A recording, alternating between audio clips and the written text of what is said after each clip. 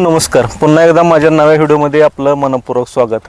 शेतकरी बंधूंनो, सध्या कांदा लागवडी जोरदार चालू आहेत आणि मी आज निमगाव सावा परिसरामध्ये असून या ठिकाणी सन्माननीय अशोक शेठ गाडगे यांच्या कांद्याच्या शेतामध्ये आपण बघू शकता. या ठिकाणी कांद्याची लागवड चालू आहे आणि अशोक शेठ गेली सातत्याने दरवर्षी 17 ते 18 टनापर्यंत कांद्याचं उत्पादन घेत आहेत आणि 17 ते 18 टन उत्पादन घ्यायचं असेल तर शेतकरी बांधवांनो त्यासाठी तेवढ्या ताकदीचा खताचा डोस लावणं महत्त्वाचं असतंय. तर आज आपण अशोक शेठ यांच्याकडून ते खताचा डोस कोणता नेमका लावतात याबद्दल माहिती घेणार आहोत. अशोक शेठ नमस्कार. नमस्कार. आपणास विनंती आहे की ह्या व्हिडिओच्या माध्यमातून इतर शेतकऱ्यांना सुद्धा माहिती तुम्ही द्यावी अशी विनंती करतो की तुम्ही खताचा डोसचं नियोजन कसं असतंय, कोणता डोस लावता ही माहिती द्यावी.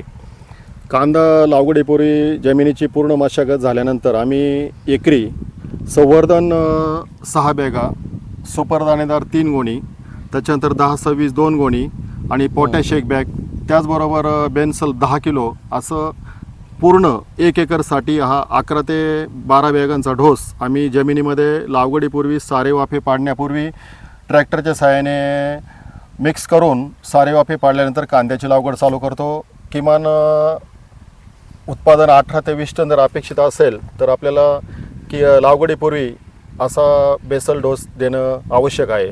धन्यवाद. बंधूंनो, अशोक शेठने अतिशय सविस्तर माहिती दिलेली आहे. अजूनही आपल्याला कांद्याविषयी काही माहिती हवी असेल तर त्यांचा आपण खाली नंबर देत आहोत. त्या नंबरवर आपण कधी बिनधास्त फोन करून माहिती विचारू शकता. दिलेली माहिती कशी वाटली कमेंटमध्ये सांगा. तसेच हा व्हिडिओ इतर शेतकऱ्यांना सुद्धा शेअर करा आणि आपल्या चॅनलला सबस्क्राईब करा.